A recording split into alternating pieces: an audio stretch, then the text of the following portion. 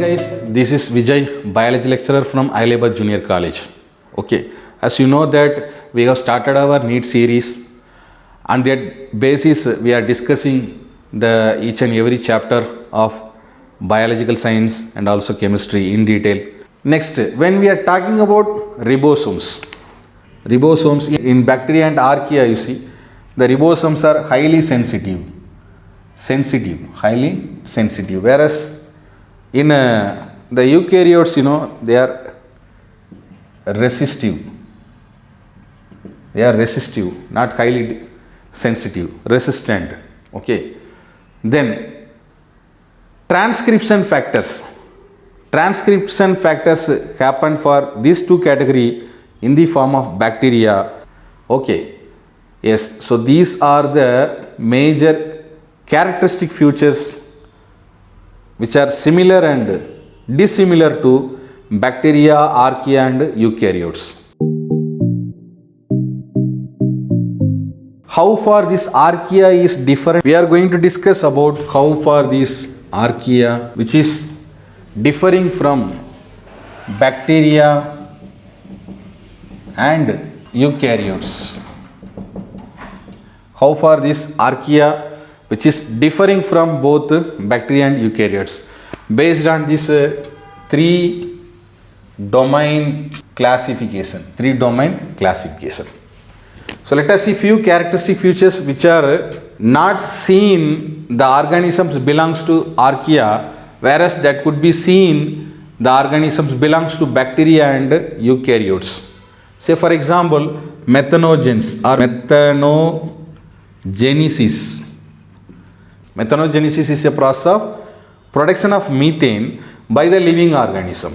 So the organism they could able to produce the methane, or the organism which is involving for the process methanogenesis, these organisms are called methanogens.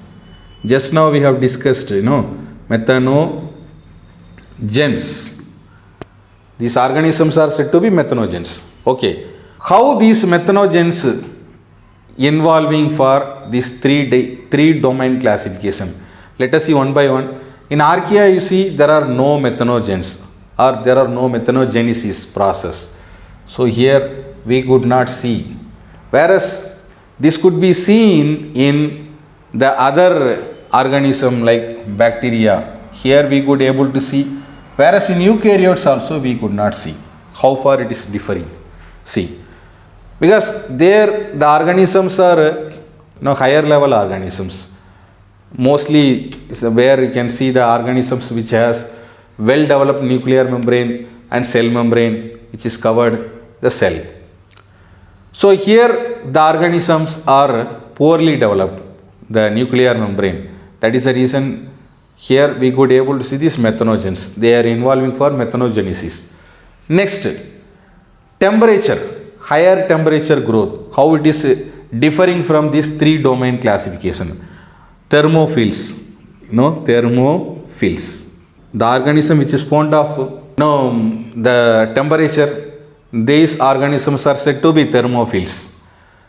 So few organisms they could able to survive in this archaebacteria that is greater than 90 degrees Celsius.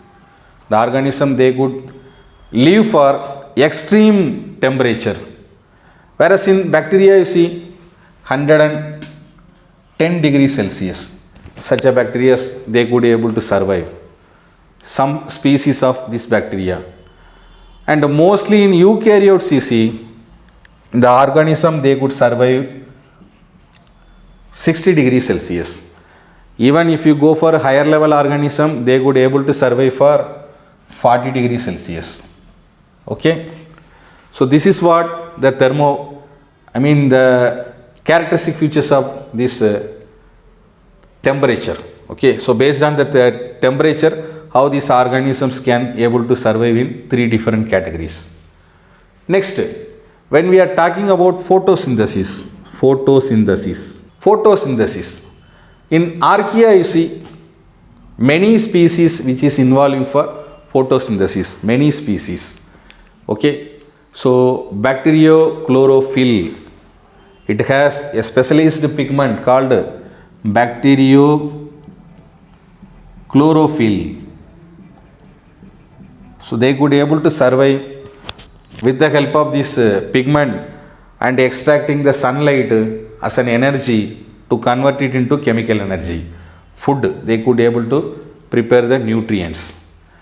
Whereas in bacteria you see, like halobacteria, few examples of halobacteria, they involves for photosynthesis. Halobacteria, few examples, they could involve for this photosynthesis process. Next, in eukaryotes you see many species like bacterial origin, chlorophyll or prokaryotic origin, these organisms involves for this type of nutrition, photosynthesis. Many organisms involving here, many organisms, especially the organisms which are originated from the bacterial origin or prokaryotic origin. So most of the prokaryotic origins, they involves for this photosynthesis.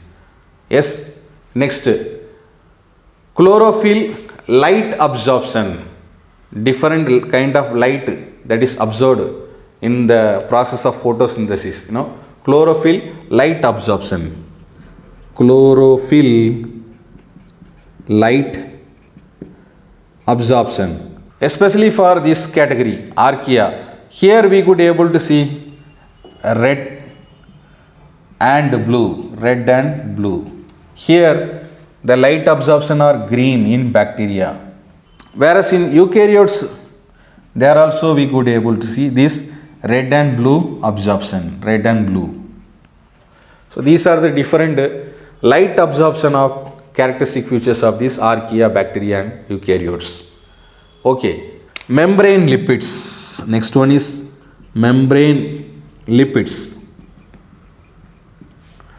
So these membrane lipids for archaea, you see, these are ester linked fatty acids. These are ester linked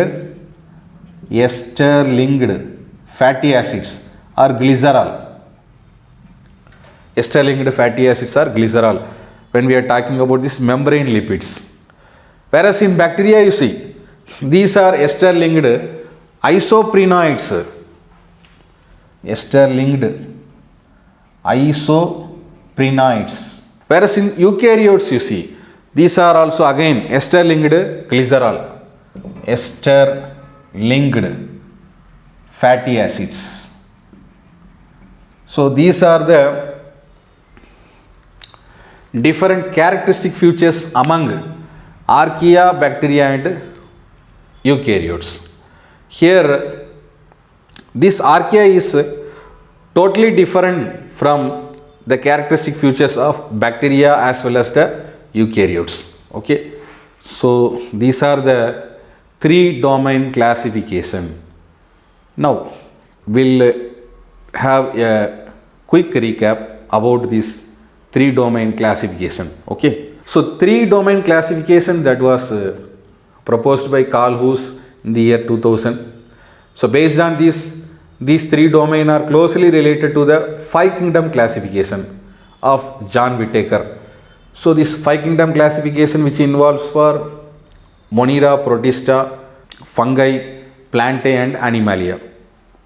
Like these 3 domain classification, they are the existed organisms. Yes, so which has different similarities and different characteristic features are similar to each other or dissimilar to each other.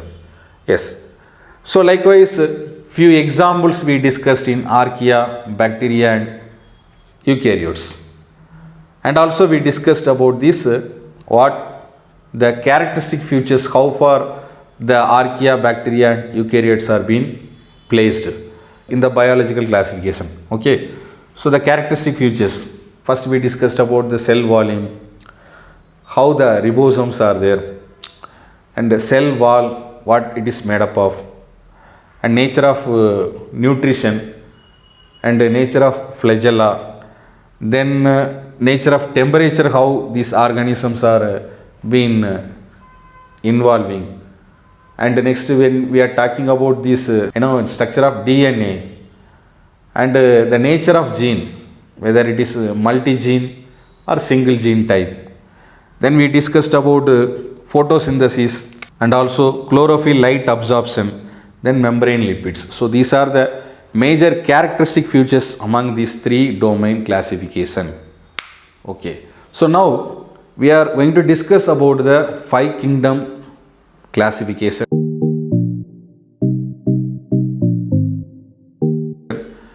And this five kingdom classification that was proposed by R.H. Whittaker in the year 1969. Okay. So before going to discuss about this five kingdom classification, let us discuss few basic concept of this five kingdom classification. Okay. Actually this five kingdom classification is based on the mode of nutrition, I mean photosynthesis, absorption and ingestion which is involving for, okay, and also the following characteristic features based on that the five kingdom classification being structured. So what are the concept based on five kingdom classification? So this was proposed by Whittaker 1969. Okay. So first one is about the complexity of the cell structure. Cell structure. So based on the cell structure complexity. So this is the first characteristic feature based on this five kingdom classification being structured. Next we are talking about the complexity of the organism's body. Organism's body. Complexity of the organism body. Based on that the classification being structured. Say for example sedentary, the organism being placed in one particular place, or mortality, the organism could be able to move here and there. Yes. So that characteristic feature also included for the concept of five kingdom classification. Next, mode of nutrition. Mode of nutrition. It is also considered for the five kingdom classification by Whittaker. So mode of nutrition which involves for what type of nutrition the organism been involving. No? Photosynthetic type of nutrition, chemosynthetic type of nutrition, yes, heterotrophic mode of nutrition, saprophytic mode of nutrition, parasitic mode of nutrition. So based on that mode of nutrition, how the organism been classified by this five kingdom classification. And next, last one is phylogenetic relationship. So how far these organisms been genetically related to the ancestors? A particular species, how this species is genetically closely related to or farly related to the ancestors of the particular species. So these all are the major concept based on this five kingdom classification. So five kingdom classification is based on the cell structure of the living organism, the body, thallus, especially when we are talking about plants. Mode of nutrition, what kind of nutrition being the organisms involving for characteristic features of five kingdom classification. Yes, Monera. First category, Monera. Then followed by Protista. Protista followed by fungi. Then Plantae, Animalia. So these are the five kingdom classification. Let us see the characteristic features one by one. These are characters. So the first character, type of nucleus. What type of nucleus? Yes. As we discussed when we are talking about this Monera, mostly the Monera which includes for bacteria. Yes. So bacteria which does not have a proper nuclear membrane, and also it does not have a proper distinct nucleus like structure. It has a nucleus like structure called nucleoid. Yes. So here these all belongs to bacteria. That is the reason we are saying, considering this as a prokaryotic type of nucleus. Prokaryotic type of nucleus can be seen under this Monera. When we are talking about this Protista, fungi, plantae and animalia, so these all comes under the category of eukaryotes, because here we could able to see the well developed nuclear membrane and also well developed cell wall or cell membrane around the cell. So that is the reason these all are considered to be eukaryotic type. That can be seen same here, even here, even here, same. Next, when we are talking about the mitochondria, so mitochondria is one of the cell organelle, so that could able to generate the energy. It is in the form of ATP, yes, adenosine triphosphate. That is the reason we are considering this mitochondria as powerhouse of the cell. Okay, so these cell organelles, see, when we are talking about this Monera, they belongs to prokaryotic type. So prokaryotic type of cells, mostly they do not have well developed cell organelles. Cell organelles cannot be seen. Whereas in eukaryotic type, we could able to see the well developed cell organelles. So mitochondria is one of the cell organelle. That is the reason here we could not see this. So here no mitochondria. Mitochondria which is absent, we cannot see here, absent. Whereas in these all belongs to eukaryotic type of organism. That is the reason this is present in all the category. Can be seen and can be seen. Plastids is also one of the cell organelle. So plastids, which is also said to be what? Chloroplast, which is involving for photosynthesis, photosynthetic type of nutrition. And these plastids can able to see in all the category? No. In Monera we could not see. Here it is absent. Mostly they are involving for decomposers. Decomposers type of nutrition. They decomposes the dead and debris. That is the reason here it is not required for this chloroplast to perform this photosynthetic nutrition. Yes. Whereas in other categories, let us see one by one. The second category, that is Protista. The Protista, you see, in few cases we can see, few cases, not all the cases, because it also belongs to these protozoans. Protozoan does not have plastids. They will not involve for photosynthetic type of nutrition. Yes. So here we cannot see. Whereas rest of the other three categories will see. Fungi. Here also mostly the organisms which is involving for decomposing. I mean they involve for saprophytic mode of nutrition.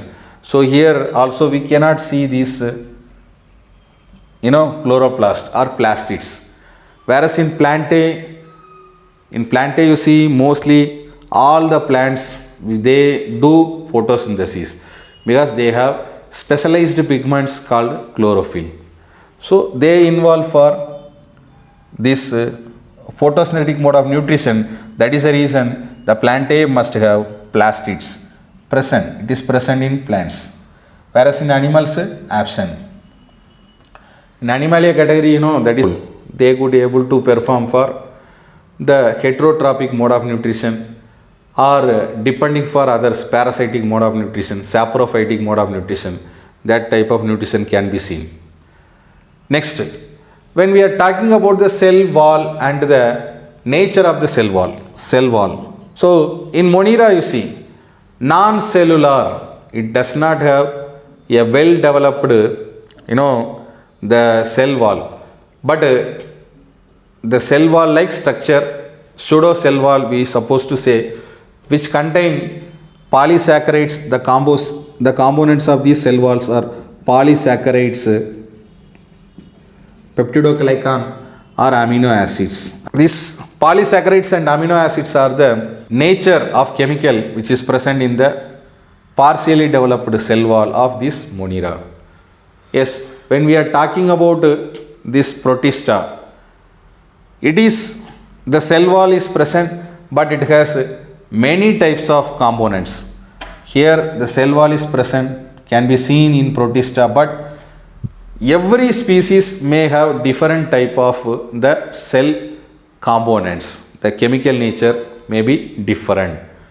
When we are talking about this fungi, here the cell wall, when we are talking about, it is present, cell wall is present, but the component, chemical nature of the cell wall is non-cellulose. This cellulose type of nature can be seen only in Plantae. Here the cell wall is present, but it is made up of cellulose. Here, whereas non-cellulose. Whereas when we are talking about Animalia, here the cell wall is absent instead of the organisms having cell membrane. Cell membrane being present. Okay. So this is about the characteristic features of cell wall. Okay. So far we have discussed NEET Biology Unit 2 biological classification and a few theory parts, the most important points. And this will be continued with one more video. Until then, thank you guys.